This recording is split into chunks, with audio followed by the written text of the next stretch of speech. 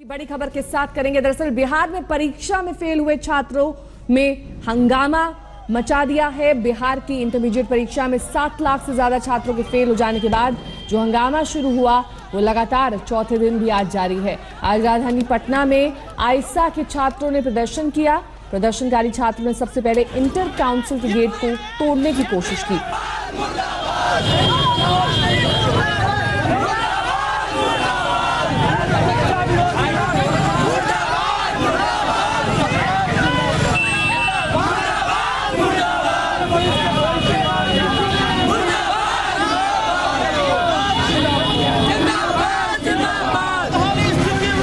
संवाददाता रोहित इस वक्त हमारे साथ जुड़ गए हैं। रोहित, ये जो हम तस्वीरें देख पा रहे हैं, लगातार चौथे दिन ऐसी तस्वीरें दिखाई दे रही हैं, लेकिन प्रशासन की ओर से या फिर जिन लोगों के खिलाफ ये छात्र प्रदर्शन कर रहे हैं उनकी तरफ से क्या कहा जा रहा है? किस तरह से इस मामले को सुलझाने की कोशिश की जाएगी? जी देखिए नेहा, आपने ठीक बोला, ये चौथा दिन है। उग्र प्रदर्शन जब कर रहे हैं इंटर के छात्र, जो 64% जो छात्र हैं फेल हो गए हैं या फिर बहुतों को बहुत कम नंबर आया है, ये रोजाना इंटर काउंसिल के दफ्तर पर आके हंगामा कर रहे हैं। और आज ये प्रदर्शन उग्र हो गया जब इंटर काउंसिल दफ्तर के बाहर जो कुछ बसें लगी हुई थी उन बसों के शीशे तोड़े गए और इन लोगों ने गेट तोड़ने की भी कोशिश इंटर काउंसिल की। और इसका जो अब निपटारा किस तरीके से हो, इसको लेकर सरकार ने निर्देश जारी किए हैं। आज से ही एक रजिस्ट्रेशन की प्रक्रिया शुरू की गई है कि जिन जिन छात्रों को लगता है कि वो फेल हो गए हैं गलत तरीके से या उनको नंबर कम आए हैं, वो आज से अप्लाई कर सकते हैं ऑनलाइन स्क्रूटनी के लिए, यानी कि उनकी जो पेपर है फिर से जांचे जाएंगे। तो इसके लिए आज से उनको इसकी प्रक्रिया शुरू कर दी गई है। लेकिन छात्र हैं कि मानने को तैयार नहीं। तो खासकर जिस तरीके से गणेश की कल रात गिरफ्तारी भी हुई थी, उसके बाद छात्र काफी नाराज हो गए हैं क्योंकि उनको लग रहा है उनके भविष्य के साथ जो है बिहार सरकार या फिर बिहार बोर्ड कहीं न कहीं खिलवाड़ कर रहा है। बहुत बहुत शुक्रिया रोहित इस तमाम जानकारी के लिए आपका। रोहित, हमारे संवाददाता जानकारी देते चौथे दिन भी आज छात्रों का प्रदर्शन जारी है। बसों के शीशे तोड़ दिए गए, कई वाहनों में तोड़फोड़ की गई। बहरहाल रुक करेंगे अगली खबर का। जम्मू कश्मीर से खबर है, जहां के काजीगुंड में सेना के काफिले पर आतंकी हमला हुआ है। जम्मू श्रीनगर नेशनल हाईवे पर सेना के काफिले को निशाना बनाया गया और इस हमले में सेना का एक जवान शहीद हुआ है, जबकि 5 जवान गंभीर रूप से घायल बताए जा रहे हैं। हमले के बाद जम्मू श्रीनगर हाईवे को बंद कर दिया गया है और पूरे इलाके की घेराबंदी कर दी गई है। सेना ने पूरे इलाके की घेराबंदी कर वहां पर जो वाहन गुजर रहे हैं उनकी भी आवाजाही बंद कर दी है। शुजा उल हक हमारे संवाददाता इस वक्त तमाम जानकारी के साथ हमारे साथ जुड़ गए हैं। शुजा, इस वक्त क्या स्थिति है वहां पर?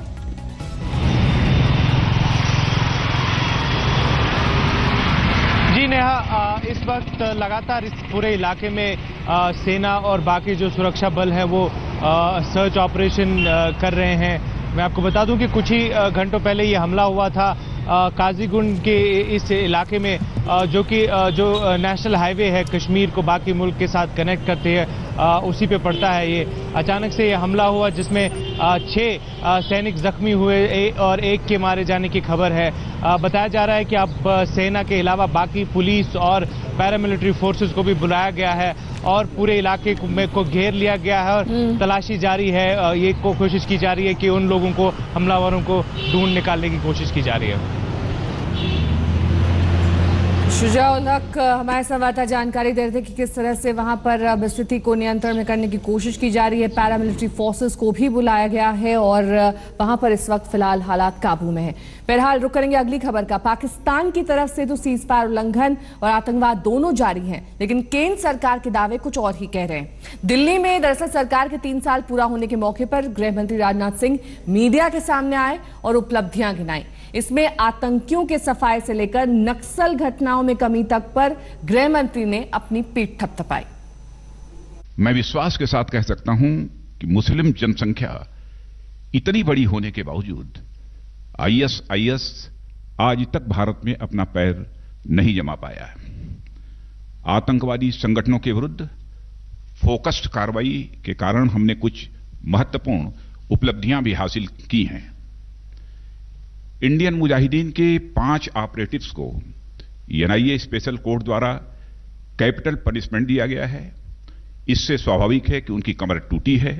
इसी तरह केंद्रीय एवं राज्य सरकारों की एजेंसीज के बेहतर कोऑर्डिनेशन के कारण हमें आईएसआईएस के खतरे को कंट्रोल करने में भी एक बड़ी कामयाबी हासिल हुई है। यदि पिछले 3 वर्षों के कार्यकाल यानी 2011 से लेकर 2014 से की जाए तो राज्यों में हुई घटनाओं में 25% की कमी आई है और हिंसक घटनाओं में मरने वालों की संख्या में भी 42% की कमी आई है और LWE कैडर के एलिमिनेशन में 65% की बढ़ोतरी और सरेंडर करने वालों में 185% की बढ़ोतरी दर्ज की गई है।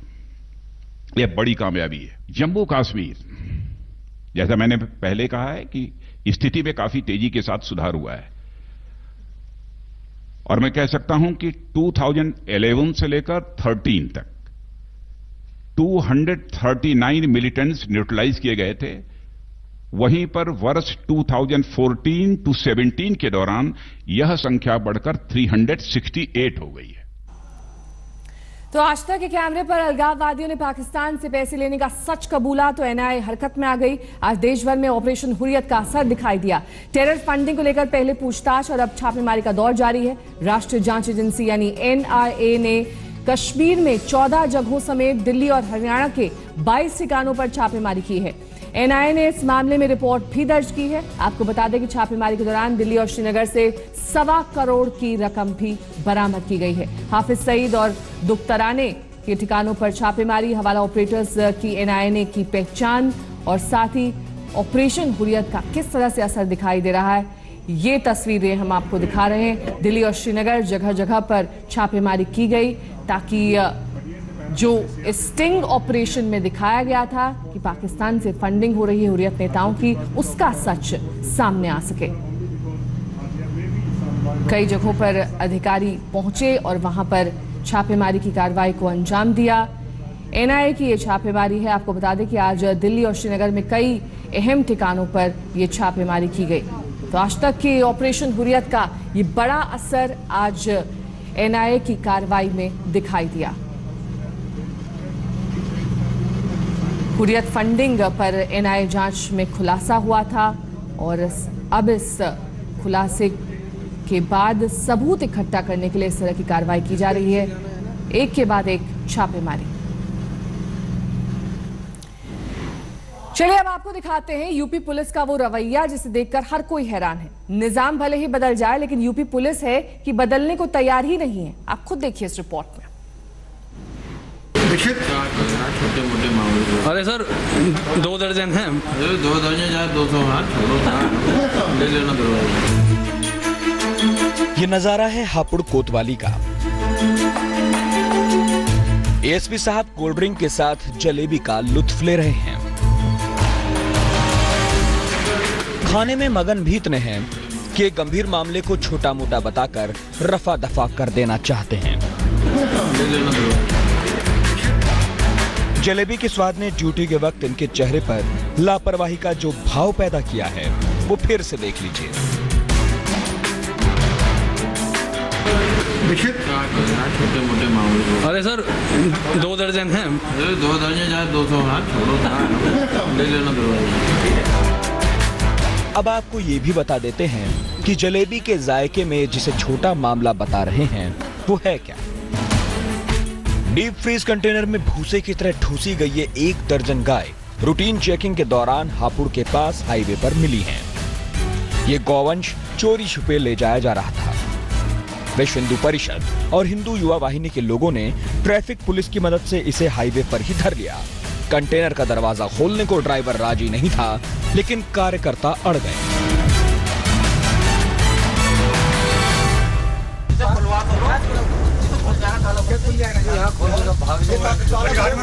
विश्व हिंदू परिषद और हिंदू युवा वाहिनी के कार्यकर्ताओं की जिद के आगे पुलिस की एक नहीं चली। दरवाजा खुला और एक एक करके दर्जनों गाय कंटेनर से बाहर निकाली गईं। कितने प्यारी प्यारी जोड़ है। चलो अगर उधर ले जाओ, बढ़ाते रहो। पुलिस ने 3 लोगों को गिरफ्तार किया और गायों को हापुड़ से 40 किलोमीटर दूर ब्रजघाट की गौशाला में भिजवा दिया। लेकिन मामला इतना भर नहीं है। इस खेल के पीछे पूरा एक रैकेट है। इस रैकेट का पता नहीं लगाया गया तो खेल चोरी छुपे चलता ही रहेगा। लेकिन ऐसा तो तब होगा जब पुलिस ऐसे मामलों को गंभीरता से लेगी। छोटे मोटे मामले। अरे सर, हम जब हापुड़ एएसपी राम मोहन सिंह से बात करने पहुंचे तो उन्होंने तो पूरे केस को ही छोटा मोटा बता दिया। जलेबी के स्वाद में ऑन ड्यूटी एक पुलिस अधिकारी के ऐसे मूड को देखकर तो नहीं लगता कि गाय तस्करों के रैकेट का पर्दाफाश जल्द हो सकेगा। देवेंद्र कुमार शर्मा, हापुड़, आज तक। लखनऊ के गोमती नगर इलाके में उस वक्त हंगामा खड़ा हो गया जब लोहिया इंस्टीट्यूट में खादी ग्राम उद्योग मंत्री रमेश पचौरी एमआरआई कराने पहुंचे। मंत्री जी का गार्ड जब उन्हें लिटाने की कोशिश कर रहा था, अचानक उसकी पिस्टल एमआरआई मशीन ने खींच ली। मशीन चुंबकीय तरंगे फेंकती है, इसी वजह से उसने पिस्टल को खींच लिया। देखते देखते 10 करोड़ की मशीन खराब हो गई। चला भी आए कि कब लेके आए तो बता रहे हैं कल एमआरआई खराब हो गया, कम से कम 3 सप्ताह लगेगा। न्यूज में निकला है कि मतलब 2 सप्ताह, लेकिन बता रहे हैं ये मान के चलिए 3 सप्ताह से पहले इम्प्रूवमेंट नहीं हो सकता। बोला खराब हो गया, मैंने कहा इम्प्रूव क्यों नहीं हो सकता भाई, इतना लंबा ड्यूरेशन क्यों ले रहे हो? बोले भाई एमआरआई ये कोई छोटी चीज है नहीं, आप ये मान के चलिए 2 सप्ताह 3 सप्ताह से पहले नहीं हो सकता, नो चांस। यूपी के सीएम योगी आदित्यनाथ आज मिर्जापुर के विंध्याचल में मां विंध्यवासिनी के मंदिर में दर्शन करने पहुंचे। यहां सीएम योगी ने मंदिर में माता की पूजा अर्चना की। तस्वीरें आप देख सकते हैं किस तरह से पूरे विधि विधान से योगी आदित्यनाथ ने ये पूजा की।